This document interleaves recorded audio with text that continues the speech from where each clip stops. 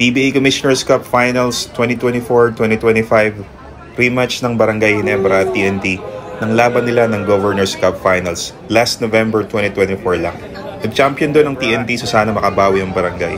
Ang aga namin pumila para maganda ang pwesto sa upper box dahil yan na lang tsaka Gen Ad ang available online. As expected, basta Ginebra nasa finals at araw ng linggo, siguradong jump pack na naman ang Araneta. First 5 ng Ginebra, the usual lineup, dadagdag lang si Troy. At ganun din sa TNT. Start ng laro, RHJ, dalawa ang bantay, bumitaw ng patented lefty fadeaway. May kasama pang foul. Ginebra naman Japet with a hand-off to Scotty. Ang ganda ng forma sa tres at pasok ang corner 3. RR Pogoy, magandang start na sa laro offensively, pero dito sayang yung steal at pasa niya dahil di na control ni Oftana. Medyo maalat ang start ng Ginebra and Japet hitting the mid-range para ma-stop yung paglobo ng labang ng TNT. Maganda ang ikot ng bola sa parehong team. Hindi lang talaga pumapasok yung mga tira, pero mas kitang nag-i-struggle ang Ginebra dahil din yun sa magandang depensa ng parehong opponent. Ginebra needed someone to score and Japet with back-to-back mid-range jumpers.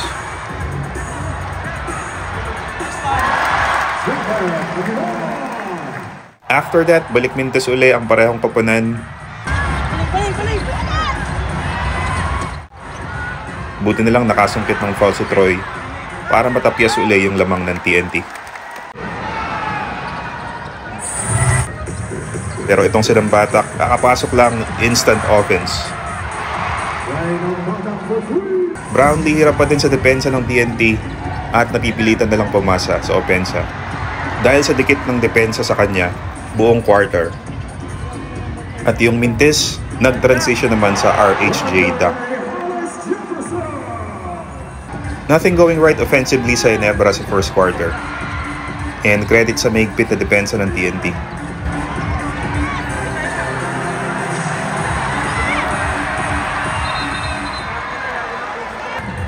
Brownlee had sliding double team and gaya ni ng Batak, Mav Anisi, instant offense din.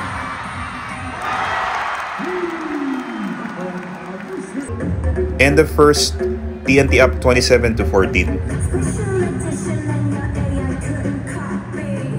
Start ng second quarter, nag-pick up na yung opensa ng Ginebra, care of Thompson and Ahanmisi.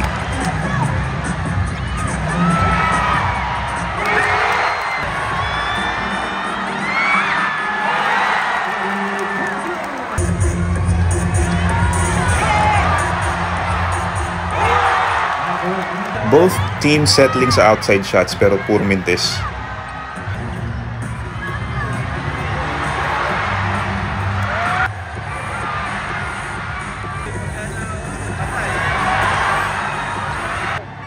And sabi ni RHJ, dalhin natin sa loob. Ayun, sinayawan si Brownlee for 2.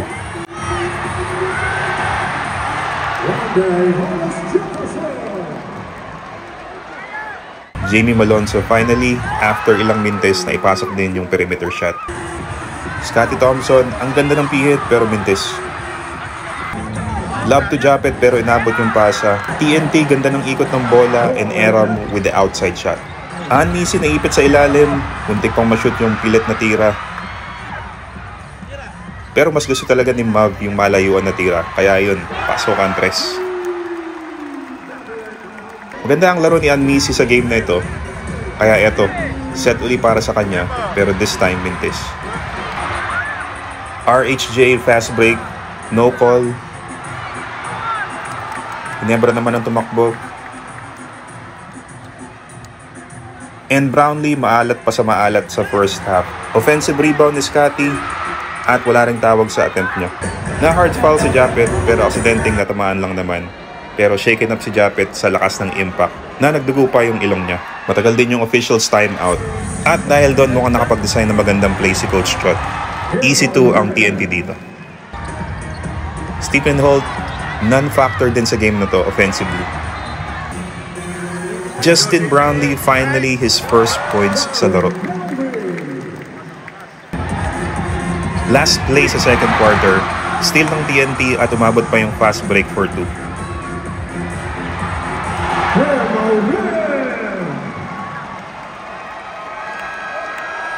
TNT up by 10 sa halftime.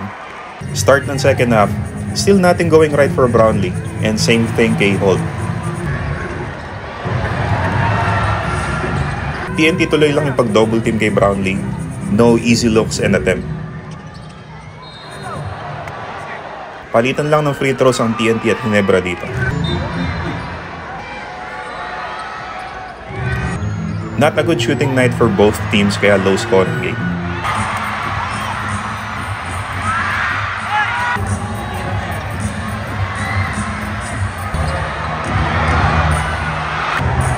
Japet sa poste, nakapunto sa up and under against Aram.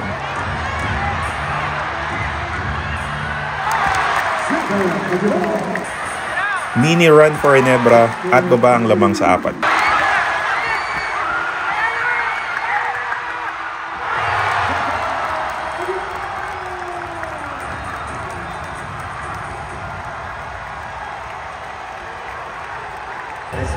Umiinit na ang laro at tumataas na mga emosyon. Kaya eto medyo may komosyon sa TNT Cup at di yata nagkaintindihan si Coach Chot at Aaron.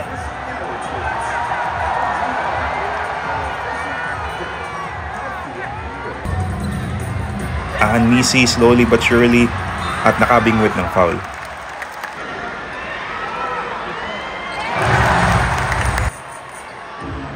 Brownlee getting his groove back offensively. Nalipat naman ang kamalasan kay RHJ dahil siya naman ang struggling offensively sa second half. TNT always pushing pag may opportunity and easy to fast break points from Oren. Ginebra, very patient sa opensa and easy 2 points from Alonzo. Nambatak takes it inside the paint, dalawang pihit at pasok ang lefty layup. Medyo miscue sa help defense ng TNT kaya easy layup from Alonzo. Sa play na to, dalawang mintis ng Ginebra.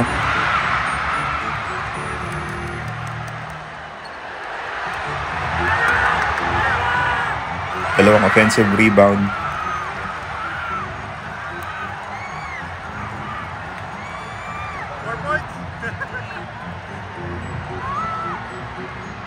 And finally, Justin Brownlee drawing a foul.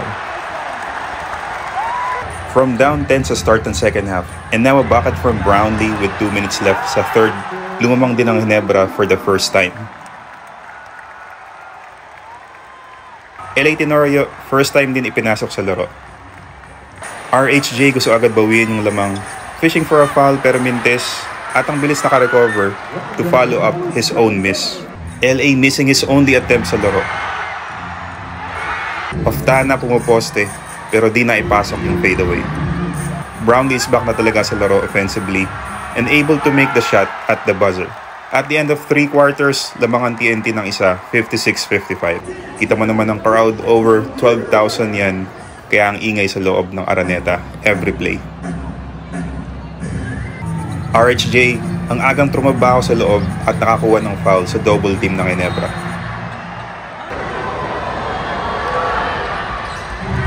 Mav missing an outside shot, and on the other end, Ronde making a good-looking fadeaway against Brownlee.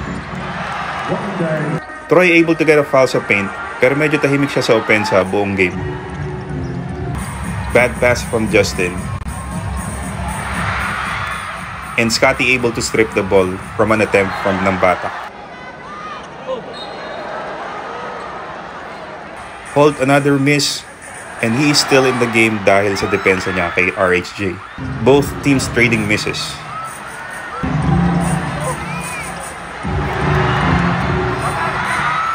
A foul was called against Ginebra on display, pero mukhang wala naman talaga. For Stephen Holt, he can definitely score, but it's not his day on this game. Walang pumansin kay Oren, ayun nakalusot ng easy running shot sa paint. Brownlee aggressive na offensively at binawi agad yung 2 points. Set play for Ginebra and Scotty just doing his magic.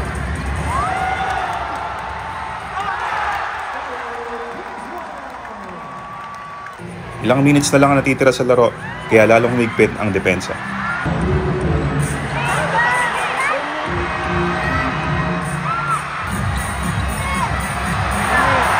Over 4 minutes lamang lang ng isa ang Ginebra. Scotty with the 2. At shot clock violation naman ang TNT. Scotty making a move against Oftana. Crucial 2 points. As Ginebra goes up by 3 points. Wave muna habang timeout.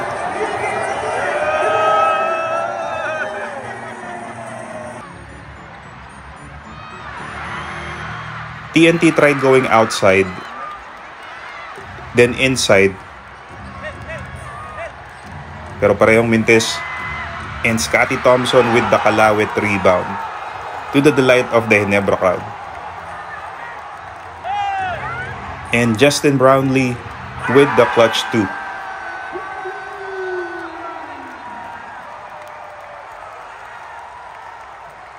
TNT just cannot get someone to score kahit malapitan na. Ginebra ubos oras and trying to set up a play. Brownlee to Troy but gets blocked by RHJ. Ayun ang total crowd for this game. 12,447 attendance sa Game 5. And you can hear yung masayang Ginebra chants dahil lamang ang Ginebra with less than 2 minutes to go sa laro. RHJ trying to force his way sa shaded area pero di mo brakehold. Nilabas kayo ng Batak who can make the crucial 3-pointer but misses. At ayun, nagkagulo na sa ilalim. Agawang buko. Mismatch sa jump ball pero si RHJ tinawagan ng foul sa loose ball.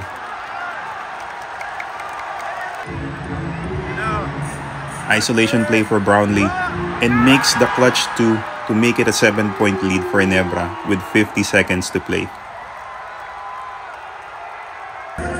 Nararamdaman na ng barangay ang panalo, kaya eto, enjoy na yung mga fans.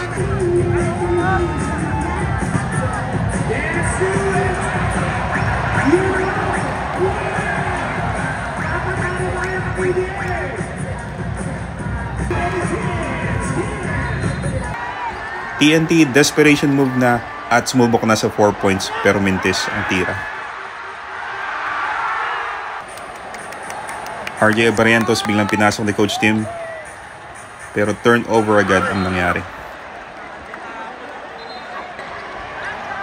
At this point, multiple 4 points na lang ang pag-asa ng TNT.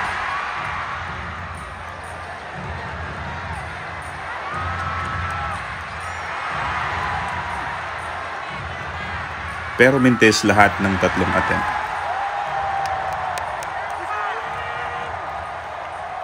And Barangay Ginebra wins Game 5 to go up sa final series 3-2.